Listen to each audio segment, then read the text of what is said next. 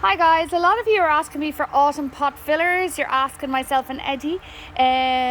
We still do have 1 litres in stock. We have nice Arctic Star Dianthus, which are absolutely gorgeous. The pinks, we really have a nice selection of chick charms right now. I really like them. This one is Chocolate Kiss. Then we have the sedums. We have Coca-Cola. Nice primulas if you want to stock up now for the spring. Some lavenders, French lavender, are actually coming into flower. Some nice liriops in a 1 litre.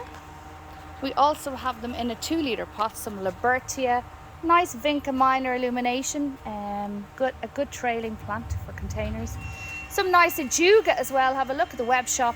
Nice autumn foliage. Also heading around to our ferns.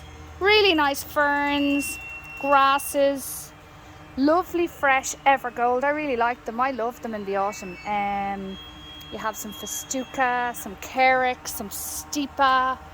Then around to have more 2 litres and 1 litre grasses. So there is a huge selection. There's some bluegrasses, some beautiful ferns, really, really nice. So we still have a good selection in our 1 litre range. Have a look at the web shop. Lots of colour for the autumn.